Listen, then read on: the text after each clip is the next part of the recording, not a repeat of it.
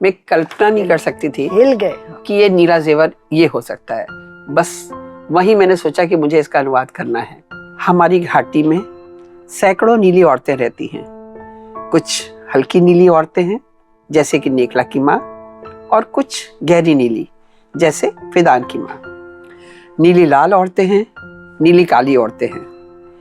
ऐसी औरतें हैं जिनके गले के चारों ओर नील होते हैं जैसे कि माला, या फिर गले के चारों ओर और नीचे जैसे कि मेडल। कई अपने नील बाजूबंद और कड़े की तरह पहने होती हैं, तो कई अपनी एड़ी के चारों ओर। उसके पहली बार जब मासिक धर्म हो रहा है तो उसे लग रहा है मैं गर्भवती हो गई। हाँ, उस दिन चाचा आए थे तो मैंने चाचा ने हमारा चुंबन लिया था। वो बीमार है, अस्पताल में है, तो उसका पति उसके बच्चों को इतना मारता है तो कहती है देखो बच्चे कितनी मनमानी करते हैं, माँ घर पे नहीं है तो बच्चों ने माँ के जेवर चुरा लिए हैं। भाषा में हमें कई जगह इसमें बड़े अलंकारिक भाषा भी दिखाई देती है। वो अपने सारे मनोभाव, अच्छे बुरे, दुख सुख, करुणा विषाद, सब कुछ वो प्रकृति से लेती है। वो जब नीली औरतों का वर्णन करते भी कहती है नीली औरतें आसमान जैसी, जाड़ों का आसमान, बसंत का आसमान, धुंधल का, उसके सारे उदाहरण जो हैं प्रकृति से लिए हैं। इसका कारण ये जो भी आप देख रहे हैं, हिंसा देख रहे हैं, इसका कारण गरीबी नहीं है, ये समाज में फैली रीति है। और औरत की अज्ञानता, औरत की डिपेंडेंस मेल सोसाइटी में अपनी हर छोटी मोटी जरूरत के लिए ये और तकलीफ देती है। शायद ये उसका परिणाम है। अब जब वो ऑस्ट्रिया आ गई तो हस्बैंड के पास कार थी। आपने देखा होगा, बाजार जाती है तो कहती है हस्बैंड ने सख्ती से कह रखा है इधर उधर नहीं देखना, कार्ट लेके चलोगी निगाहें जमीन पर, टाइल्स पर। एक पिटाई को रोकने के लिए कितना मूल्य चुकाना पड़ता है, एक बलात्कार रोकने के लिए क्या मूल्य देना होता है। तो सबसे छोटी इकाई है एक थप्पड़, पीठ और कूल्हे पर मार, पेट पर और उंगलियों पर पड़ी हुई मार के 2 पॉइंट, सिर और चेहरे पर पड़ने वाली मार के लिए प्रत्येक के लिए 4-4 पॉइंट। अगर वो लकड़ी से मारा गया हो तो मैं पॉइंट्स दुगने कर देती हूँ। बलात्कार के 8 पॉइंट्स हैं।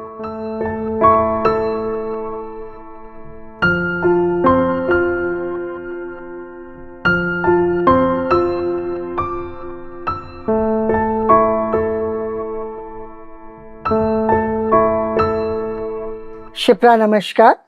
आज हमारे इस सेशन में हमारे हाथ में आपकी किताब है नीला जेवर। शिप्रा, आप इसकी ट्रांसलेशन ऑथर हैं और हमने इस पुस्तक को कम से कम 3 बार पढ़ा क्योंकि हमें ये बहुत अच्छी लगी।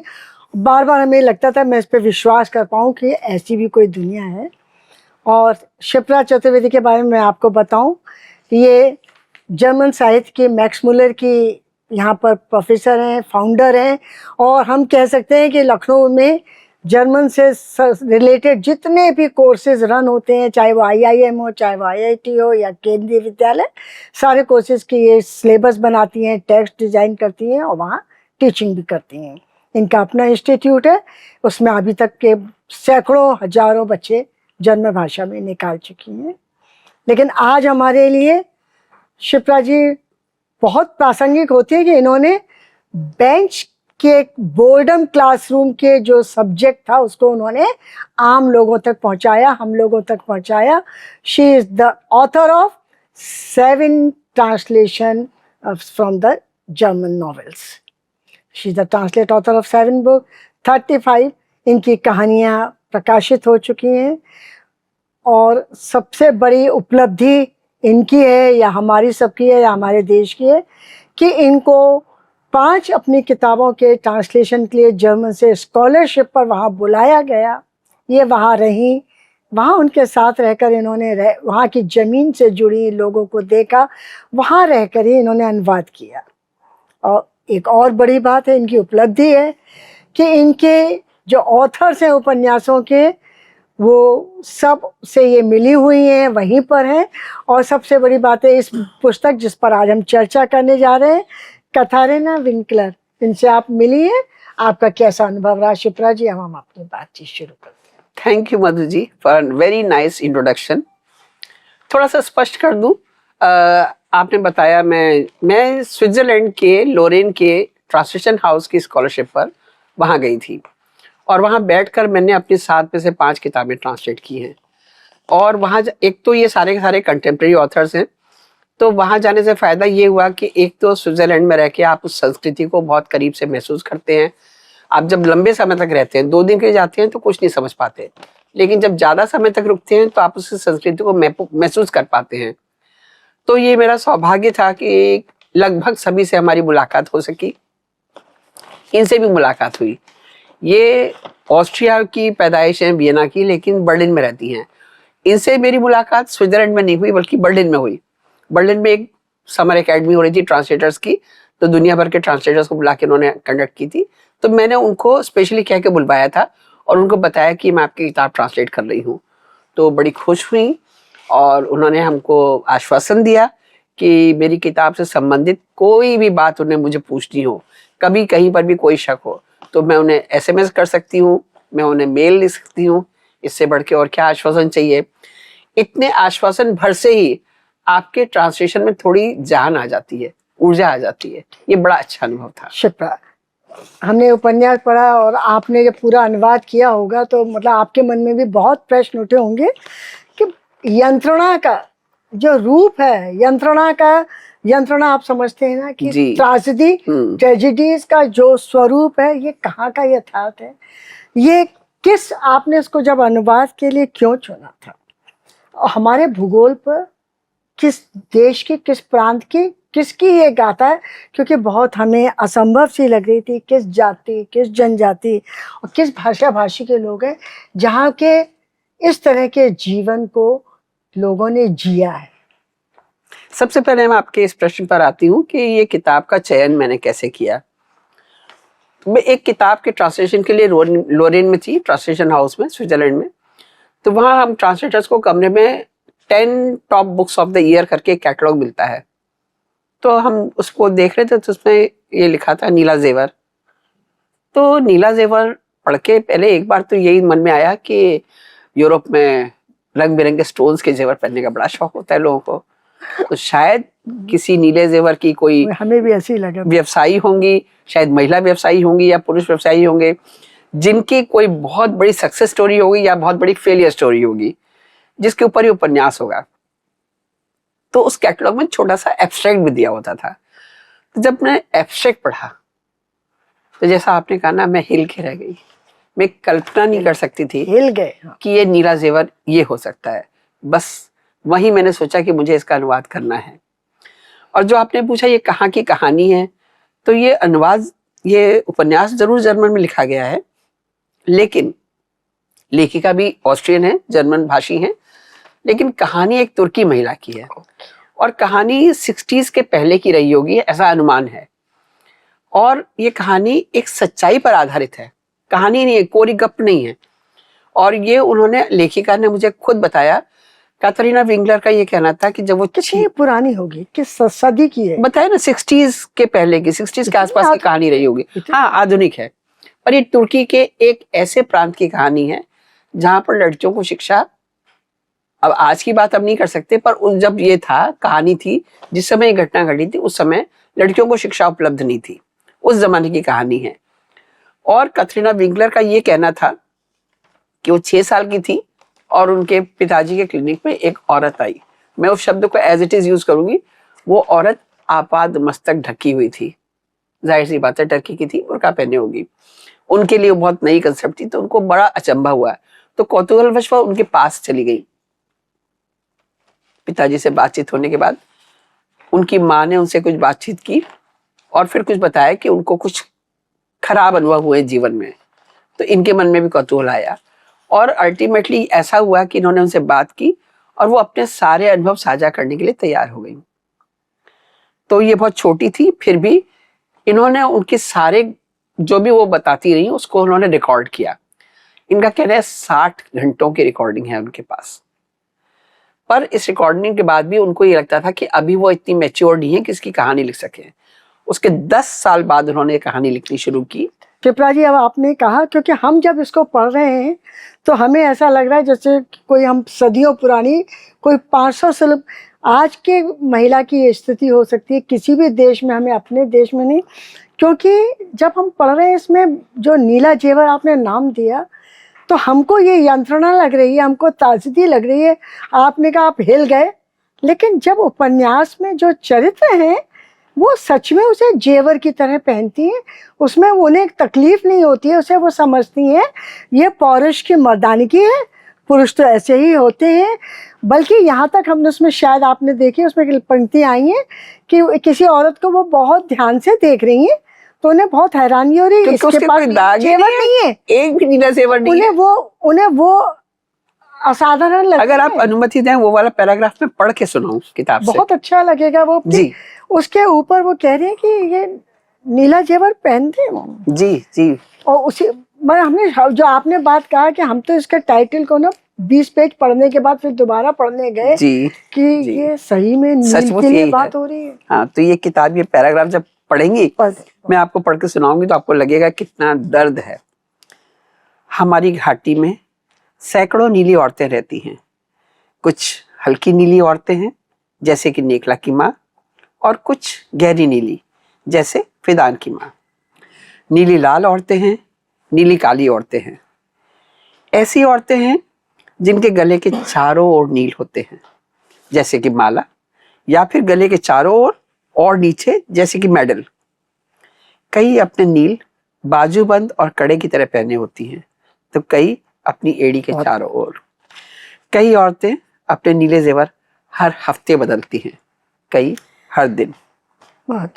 बहुत सी औरतें अपने नीले जेवर के बावजूद हमेशा मुस्कुराती रहती हैं जैसे कि लैला। कई अपने नील के साथ भी शांत रहती हैं जैसे जहरा। ऐसी औरतें भी हैं जिनके जेवरों के बारे में किसी को पता नहीं होता। वे उन जेवरों को अपने लंबे कपड़ों में, दुपट्टों में छिपा लेती हैं। औरतों के नीले जेवर उनके पतियों के पौरुष की पहचान है। ये पेज यही हमने नीलेपन की मात्रा इस बात पर निर्भर करती है कि किस औजार का इस्तेमाल किया गया, बहुत लकड़ी या लोहा, और कितनी बार। हाँ।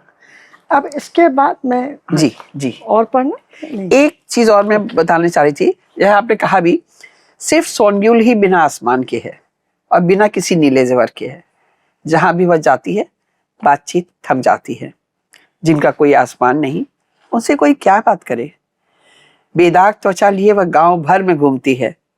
औरतें मुंह फेर लेती हैं। जिनका कोई आसमान नहीं, उनसे कोई बात नहीं, कोई दुआ सलाम नहीं। ऐसा भी होता है, माँ ने कहा। मुझे लगता है मैं जब बड़ी होंगी तो मैं भी ऐसी हो जाऊंगी, नीली औरत। देखिए, मतलब दो बातें आप कहते हैं ना, मैं इस उपन्यास को जब पढ़ रही हूँ, हर पैराग्राफ जब आता है तो मुझे लगता है ये इस सदी का नहीं है। एक प्रसंग है, मैं आपको पूछना चाहूंगी, उसमें मासिक धर्म के ऊपर जी, वुमेन की जो मेंस्ट्रुअल साइकिल्स होती है उस पर बात कर रही हैं, और वो इतनी अबोध है कि उनको मासिक धर्म नहीं मालूम क्या है। वो उसका मजाक भी है। वो जब अपनी उसके पहली बार जब मासिक धर्म हो रहा है तो उसे लग रहा है मैं गर्भवती हो गई हूँ।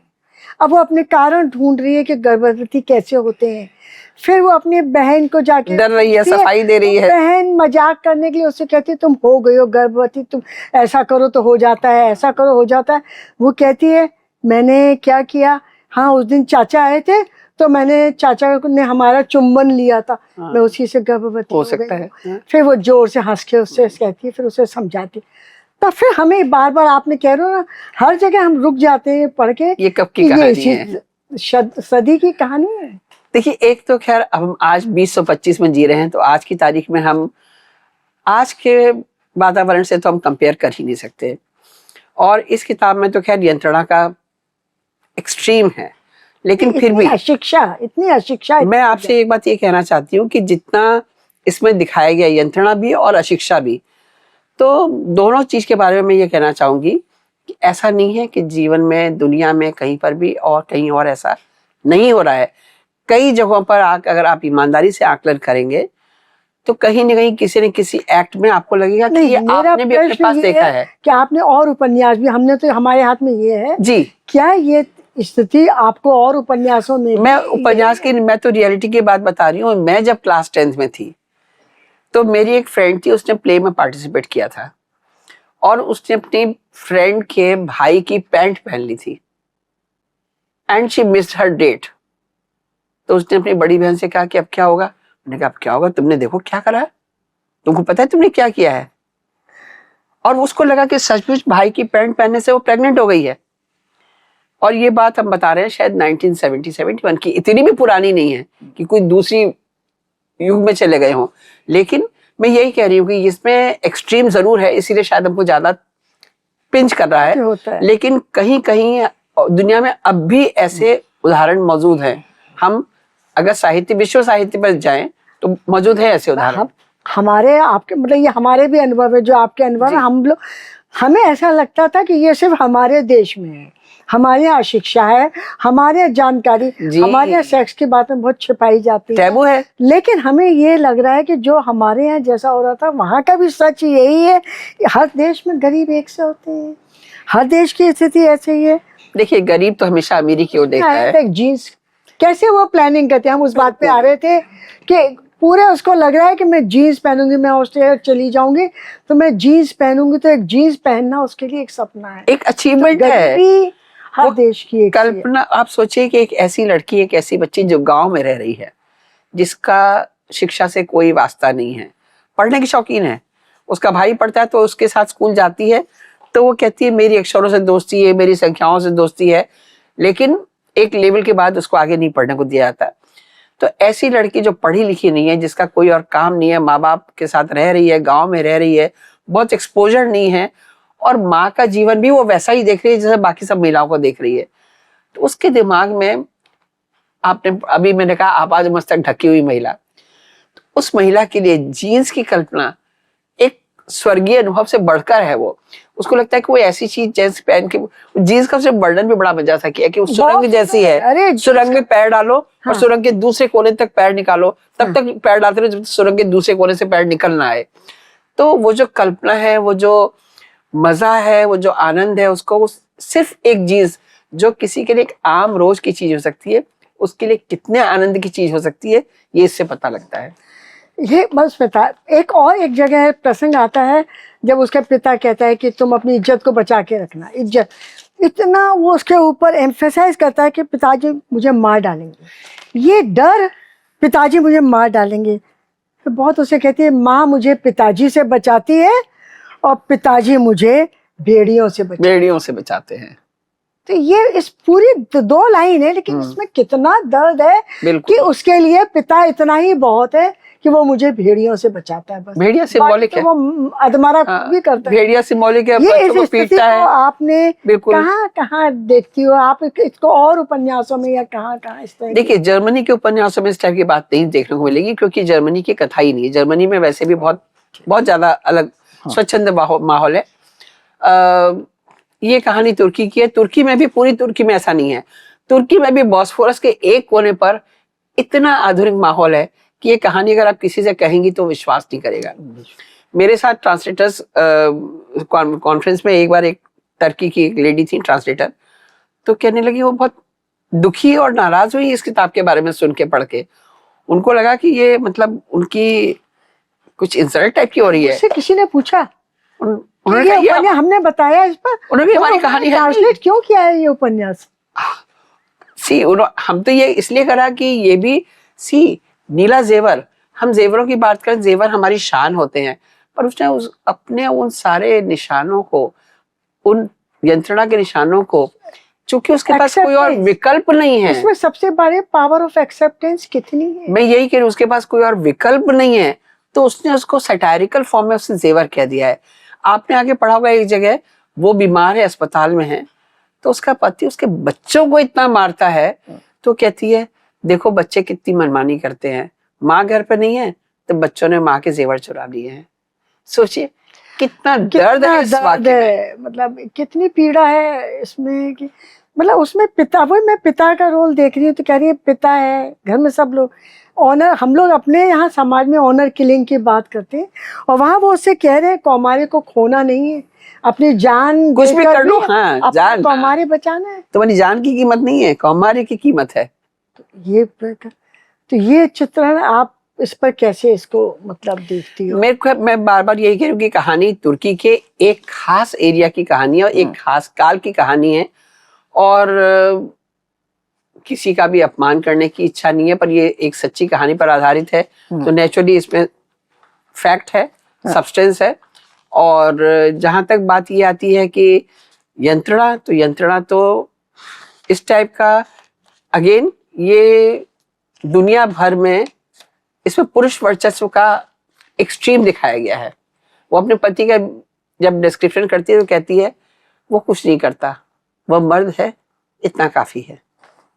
अब इस एक सेंटेंस से आपको कितना ज्यादा अंदाज लगता है कि उस समाज में कैसा समाज रहा होगा। वो सिर्फ लव मैरिज करती है, उसके साथ भागती है माँ बाप की इच्छा के खिलाफ। ऐसा भी नहीं था कि कोई दूसरी देश का, दूसरी जाति का लड़का हो, सिर्फ इतना कि माँ बाप की इच्छा के खिलाफ शादी की है, तो माँ बाप से उसका संबंध विच्छेद हो जाता है। और जिस चीज का वो सपना देख रही है, वो सचमुच अपने पति के साथ ऑस्ट्रिया आती भी है, पर ऑस्ट्रिया आने से कोई फर्क नहीं पड़ता, उसके जीवन में कोई बदलाव नहीं आता, बल्कि और ज्यादा खराब हो जाता है, स्थिति और ज्यादा खराब हो जाती है। और शायद ये कहानी हमारे सामने इसीलिए आ पाई क्योंकि वो अपने पति के साथ ऑस्ट्रिया आ गई थी, और ऑस्ट्रिया की जो परिस्थितियां ऐसी थी जिसमें उसका पति कुछ फंस गया और उसकी कहानी सामने आ गई, और अब हम सब पढ़ रहे हैं। तुर्की में रहते तो नहीं पता लगता। करेक्ट। इसमें अब कुछ है, आपने इसमें देखो भाषा में हमें कई जगह इसमें बड़े अलंकारिक भाषा भी दिखाई देती है। तो जैसे वो कहती हैं कि काले बादल, वो जो मतलब वो है, कैसा वो आपका वो दिखाई देता है, मरे हुओं पर काले काले बादल, मतलब मक्खियां, डेड बॉडीज पड़ी हुई हैं और उसके ऊपर मक्खियां भिनभिना रही हैं, तो उसके कह रही है मरे हुए पर काले बादल। अब देखिए ऐसा है, इसी बात पे मैं आपसे कहना चाहूँ, पर ओले गिरा देता है। लड़की पढ़ी लिखी नहीं है तो कोई अलंकार से तो उसका परिचय है नहीं, कोई शब्दों से परिचय है नहीं, कोई डिक्शन उसका है नहीं। अल्टीमेटली वो अपने सारे मनोभाव, अच्छे बुरे, दुख सुख, करुणा विषाद, सब कुछ वो प्रकृति से लेती है। वो जब नीली औरतों का वर्णन करते भी कहती है नीली औरतें, आसमान जैसी, जाड़ों का आसमान, बसंत का आसमान, धुंधल का, उसने सारे उदाहरण जो है प्रकृति से लिए, प्रकृति से। बहुत अच्छी बात की आपने शिप्रा, वो उसमें भाषा दिखाई दे रही है। लेकिन अभी हम लोग बात कर रहे थे कि ये जहाँ की दास्तान है वो गरीबी की, लेकिन यही कैरेक्टर को हम देख रहे हैं जब ये संपन्न भी हो गए। अब बार बार हमें भी लग रहा है हम भी ब्लू नीले जेवर से अलग नहीं हो पा रहे, नहीं निकल पा रहे उससे। उपन्यास में उसके अलावा कुछ है भी नहीं है जो आपको अंदर तक हिला रहा है। कि अभी हम लोग बात गरीबी पे कर रहे थे, पर जब आगे जाके उसके पास पैसा आ गया है, वो संपन्न भी हो गया, उसके पति के पास कार भी आ गई, जब उसे ड्राइविंग सिखाने के लिए, हमें याद है ना, आपने उसमें करा है, उसने सिर्फ ड्राइवर ने ये कहा इतनी सी बात वो कह रहा है बस कि उसने लाइसेंस सिखाने वाले ने कहा कि ये सबसे अच्छी हमारी ट्रेनर है, बहुत जल्दी सीखा, इतनी जल्दी तो किसी ने नहीं सीखा, और वो आके उसकी उंगली तोड़ देता है और अगले दिन उसको ड्राइविंग के लिए भेजता है। कि ये ड्राइविंग का एक, ये संपन्न होने के बाद भी यही संपन्न, देखिए गरीबी कारण नहीं था इसका कारण जो भी आप देख रहे हैं, हिंसा देख रहे हैं, इसका कारण गरीबी नहीं है, ये समाज में फैली रीति है। और औरत की अज्ञानता, औरत की डिपेंडेंस मेल सोसाइटी में अपनी हर छोटी मोटी जरूरत के लिए ये और तकलीफ देती है, शायद ये उसका परिणाम है। अब जब वो ऑस्ट्रिया आ गई तो हस्बैंड के पास कार थी, आपने देखा होगा बाजार जाती है तो कहती है हस्बैंड ने सख्ती से कह रखा है इधर उधर नहीं देखना, कार्ट लेके चलोगी निगाहें जमीन पर, टाइल्स पर, ऊपर किया तो आंख में पट्टी भी बांधी है ना, वो बाद में। तो अब आप सोचिए कि कोई आदमी मॉल में जा रहा है, आप बाजार करने जा रहा है, घर की चीजें खरीद रहा है, पर कार्ट और निगाहें टाइल्स के ऊपर। तो संपन्नता से इसका कोई लेना देना नहीं है, ये उसके स्वभाव में आ गया है कि जो बोलना है वो करना है, और हिंसा उसके लिए कोई बड़ी चीज ही नहीं है, वो उसके लिए दाल रोटी की तरह है। बहुत अच्छी एक, मतलब सारे नकारात्मक के बाद में एक और चीज है कि वहां पे एजेंसीज काम भी कर रही हैं, उसके दादी, ये बहुत बड़ा सकारात्मक, इसीलिए तो हम ये कहानी पढ़ पा रहे हैं। बस देखिए उसमें वो उसको छिप के मदद करती हैं, पैसे हैं, दादी उसको सामान भी लाके दे रही हैं, जो एनजीओज हैं, जो एजेंसीज हैं, वो उसे मदद करने को कह रहे हैं। और ये पहले बहुत डरती है, लेकिन इसने फिर अब छिप के काम करना भी सीख लिया और पैसा कमा के पैसा छिपाना भी सीख लिया, लेकिन उसके लिए उसकी फिर कितनी पिटाई होती है जब वो आपने इसका मानसिक जो उठान है वो देखा होगा कि पहले तो पिटने का वर्णन है और उसके बाद उसने एक जगह पिटाई के मापदंड बनाए हैं बकायदा कि मैं पिटाई की गणना अपने हिसाब से करती हूँ। गाल पर थप्पड़ तो उसके इतने अंक। बहुत अच्छी। वो तुर्की से जब ऑस्ट्रिया में आ गई, ऑस्ट्रिया में इतने लोगों ने मदद की, लोगों को उसको देखा, जीवन देखा वहां का, तो उसकी सोच तो बदली। कम से कम उसमें इतना हिम्मत तो आई कि वो इस बात को जज कर सके कि उसके साथ अन्याय हो रहा है और उस अन्याय की असेसमेंट करने की उसके अंदर कैपेसिटी आ गई। और लेकिन प्रताड़ना इतनी बढ़ती रही कि एक दिन ऐसा भी आया कि उसको लगा हम अपना जीवन खत्म कर लें। उसके पहले लेकिन एक दिन ऐसा भी होता है कि वो ज्यादा उसकी पिटाई होती है, अस्पताल चली जाती है और अस्पताल में डॉक्टर ने पूछा कि तुम्हें क्या हो गया, तो उसने बताया, बहाना किया। तो एक जगह लिखती है, भला वो भगवान का, ईश्वर का, कि उसने हमारी बात नहीं मानी, उसने हमारी बात को सच नहीं माना। उसमें सच कहने की हिम्मत नहीं थी। लेकिन अस्पताल में उसका पति रोज आता था और फूल लेके आता था। तो जो नर्स थी वो कहती थी क्या बात है, पति हो तो ऐसा। अब उसको पता नहीं कि पति के रूप में वो क्या है। जिसने आपने उंगली तोड़ने वाली बात कही, उसके बाद वो सोने की दुकान पे उसको लेके गया, उससे कहा सोने की अंगूठी दे दो, तो वो कहती है कि नीली अंगूठी में सुनहरा जेवर। तो महसूस करने लग गई है, पहले तो महसूस भी नहीं कर रही है। तो ये करते करते जब उसको बहुत ज्यादा बियॉन्ड टॉलरेंस हो जाता है, तो एक दिन वो पत्थर बांध के अपने और डैन्यूब में कूद जाती है। भला वो ऑस्ट्रियन सेफ्टी एजेंसीज का उसे बचा लेते हैं। शायद वही सबसे बड़ा जॉल्ट। एक्चुअली उसको बचा लेते हैं तो यूनुस फिर आता है, वो कहता है कि हमारे साथ भेज दो और ये वो तमाम माफी मांगता है। लेकिन उन एजेंसीज ने उसकी बात नहीं मानी और उसको वापस टर्की भेज दिया। और इसको इन्होंने फिर से स्थापित होने में मदद की, कोर्सेज कराए, इसने अपना जीवन बनाया। इसके 3 जो बच्चे हुए, तीनों बच्चे, किताब लिखने के समय पे ये बताया गया, इस किताब का सबसे बड़ी उपलब्धि जो है, आपने कहा क्यों उपन्यास का अनुवाद किया, इतने नकारात्मक विवरण के बाद इस उपन्यास की सबसे बड़ी उपलब्धि इसकी सकारात्मक अंत है। इसके तीनों बच्चे सेटल्ड हैं, अपनी अपनी जगह काम कर रहे हैं और ये खुद सेटल्ड है, अपना काम कर रही है। यूनुस टर्की चला गया, बताते हैं कि उसने दोबारा शादी कर ली, उसने अपने बच्चों के वही नाम रखे जो इन बच्चों के नाम थे, पर ये स्वतंत्र हो गई।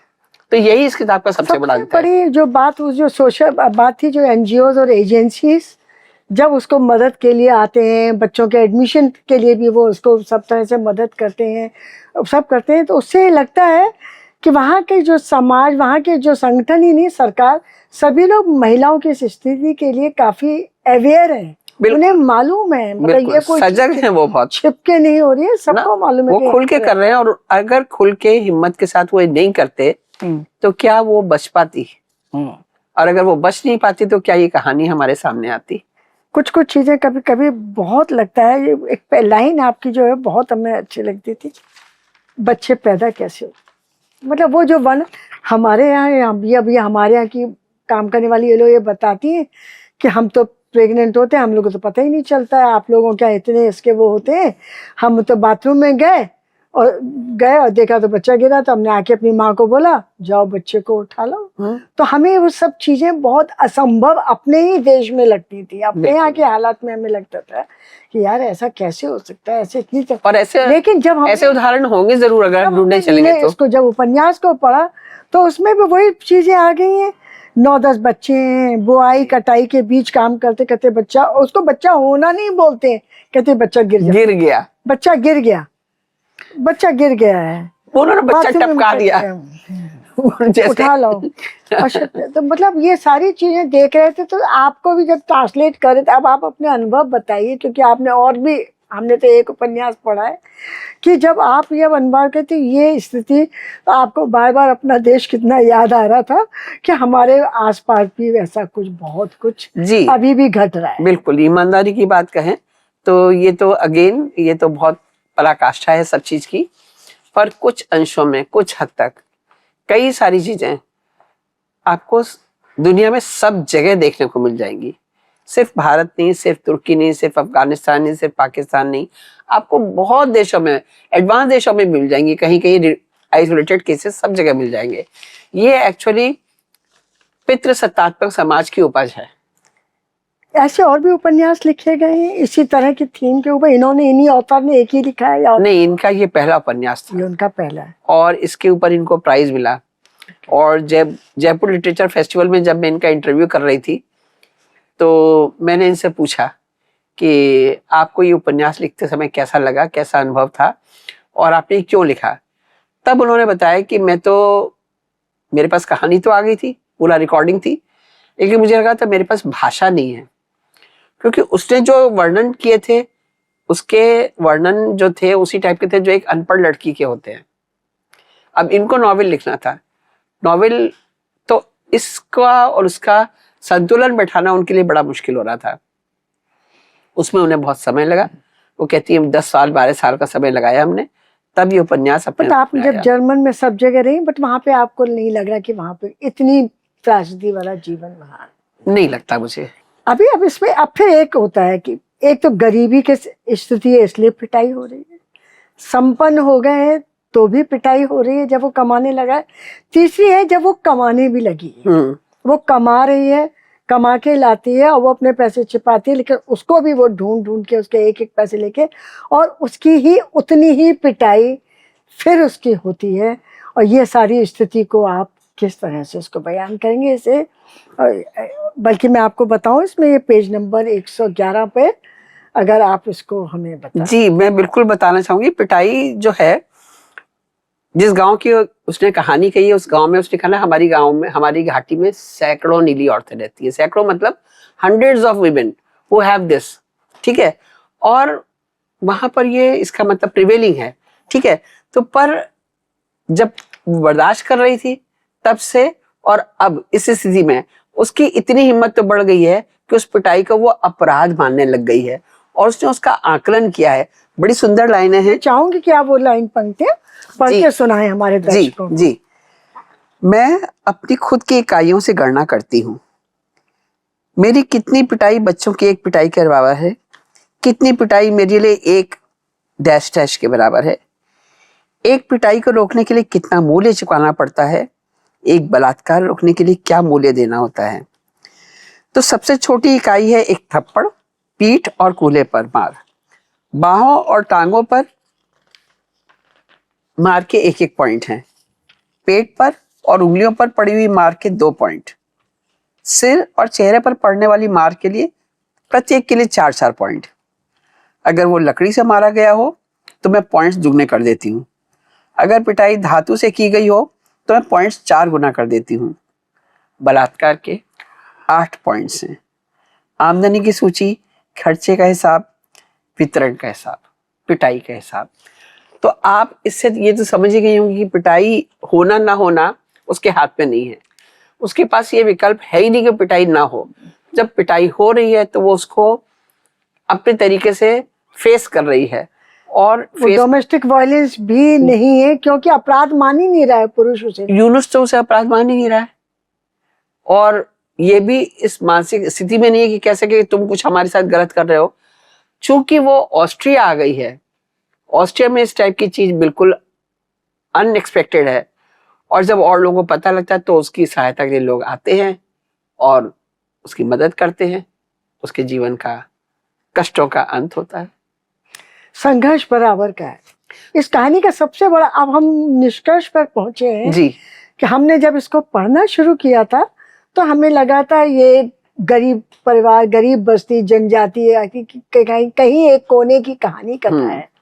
लेकिन जब इसको आगे बढ़ते जा रही है, इसके अपने ही दायरे बढ़ रहे हैं और ये तब हमें बाद में लगा कि नहीं, इसका ना गरीबी से, ये सहज है उसके लिए। ये पूरा एक सांस्कृतिक विप्लव है। जी जी, वहाँ की वो एक सांस्कृतिक विप्लव में रह रही है जिन्हें यही नहीं मालूम कि जो उनके साथ हो रहा है उसमें कुछ गलत भी है। और शायद यही सबसे बड़ी यंत्रणा है, यही सबसे बड़ी ट्रेजेडी है कि जब हमें गलत की संवेदना ही समाप्त हो जाए, गलत को गलत समझना खत्म हो जाए, प्रतिकार तो बाद में होगा, विरोध तो बिल्कुल। बाद में होगा, लेकिन हमें वो गलत ही नहीं लगे। हम हाँ। इतने मर चुके हैं, दुख तो इसी ऐसा बात का है कि हमें गलत ही नहीं लग रहा। हमें गलत ही। जी, सबसे हम बड़ी बात कितने यही अंदर है। से कितने मरे हुए हैं। बिल्कुल बिल्कुल।